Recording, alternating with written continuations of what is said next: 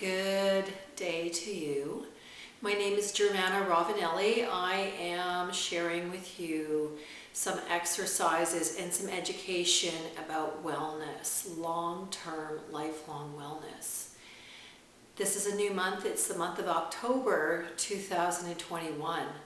And I'm going to make this month about posture and balance.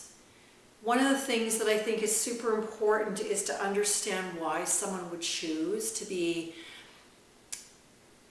mindful of, the value of exercise. And the thing that I really want to emphasize is the kind of exercise that I'm wanting to encourage you to do is something called strength training. And the reason that strength training is so important is because as we age, we lose muscle. And as we lose muscle, we lose function. And it actually speeds the aging process up significantly. This is a wonderful book one of my clients asked me to get years ago. It's called Choosing the Strong Path. It's written by doctors. It talks about an insidious disease called sarcopenia, which is muscle wasting, muscle and bone wasting. And as we lose muscle with age, usually from 35 onwards, bone with age, we actually lose the ability to move properly. We are more easy to get injured. If we get sick, we lose muscle. And as we age and have less energy and less output, we kind of paint ourselves into a corner. What was so impressive for me when I read parts of this book is I recognized the true value of what I do as a personal fitness trainer. I actually help people increase their lifespan, their quality of lifespan by up to 20 years. So reduced strength can have a catastrophic consequence in loss of mobility, which means our ability to move, falls and fractures, and eventually withdrawal from an active life. Interventions to improve strength, such as described in Choosing the Strong Path, are critically important. Remember, when you use something, you create tension in it and the body adapts and you get stronger. And as we get older, that is something that washes away like a sandcastle into the ocean. Our responsibility as humans, if we want to live a pretty good life, is to invest a little bit of time in this thing that we live in called our body. So I'm going to introduce two exercises that are designed specifically to keep the body here versus here. And when you think about with the phone, what are we doing? We're here all the time. And so what that actually does is it lets gravity win the war, win the race. So what I'm going to do is I'm going to grab one really light weight and I'm going to use the rest just body weight. If you have a set of 3-pound weights or even tomato soup cans, they're excellent. So I'm just going to pick the weights up. I'll be right here grabbing them and I'm going to place them here. So the group of muscles we want to hit is the posterior deltoid and the muscles behind the shoulder blades. So if I rest my chin down and I leave my arms out, so my arms are right in line with my shoulders, and I come up 1, 2, 3, and then release. Again, I'm leaving my head down, 2, 2, 3, and release. Up, 3, 2, 3, and release. Really pinching the shoulder blades together. 4, 2, 3. It's like someone put an ice cube down your back at the top. 4, 5, 2, 3, and again. 6, 2, 3, and again. 7, 2, 3, and again. 8, 2, 3. Notice my thumbs are up.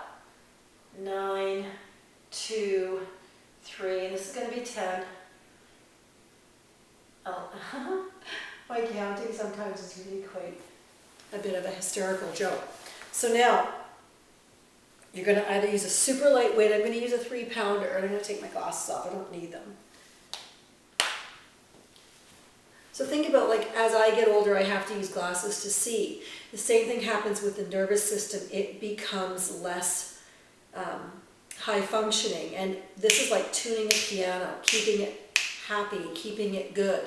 But this is the pianos that we live in. So the arm is straight and it's on a diagonal in relationship to my thighs, and I'm going to pull the shoulder blade behind me like I'm cocking the thing on a gun, pulling back, so you retract, and then pick up the weight from those muscles. Do not go all the way back and then come again.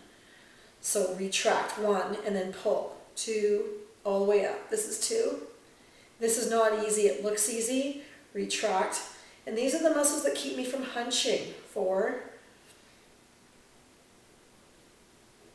5, pull, 6, 7. The trick is to keep the weight in front of the body. 8, 9, and this is 10. So these muscles on most people are super long and they're overstretched from sitting forward, leaning. I'm going to flip to the other side. And the idea is to bring balance into the body. So you want to shorten them. Retract and then gently use those muscles to pick up that weight. 1. This is for the posterior deltoid, the muscles behind the shoulder. That is the posterior deltoid. And these help you stand upright. 3, 4, 5. Again, doesn't look like much. They're fabulous functional rehab exercises before you need them. A lot of people, do spend some time doing some physical activity, and unfortunately, we run into fads. Like there was a time in my life I did a lot of yoga, and I did a lot of running, and I did a lot of other things, and those things are all great. If we want to preserve our ability to move well and take that weight down, then we need to ask what's actually letting us move, and it's our muscles are pulling on our bones. So we want to teach the body to keep its muscle, and the only way to do that is to stress it and to push it. And you stress it, you create these little mini traumas in the tissue, and then the body has to heal that tissue. So you don't strength train every day. You will split your body into parts if you want to strength train a lot. So the idea is you create a trauma, boom, and then the body comes in and mends that. That's with your diet. And so there's got to be enough proteins in the diet, some healthy non-insulin spiking carbohydrates, and good sleep. And then the body repairs it, and it prepares for the next physical trauma, and then it gets stronger and stronger and stronger. And then you can end up with a body that will give you 20 better years than a person that did not. So I'm just hoping to inspire you. These muscles that we've just trained are behind the shoulder. The exercise like this actually naturally stretches the chest and shortens the upper back and behind the shoulder blades. And so the idea here is that you're here as a human instead of here as a human. Because once this starts to get tight, which most people it is, and then the head begins to collapse, eventually you're going to have all these other problems. Headaches, other things, inability to concentrate, and then the neck actually deforms. I'm not trying to be negative, I'm just sort of sharing how gravity impacts us, and the head weighs as much as a bowling ball.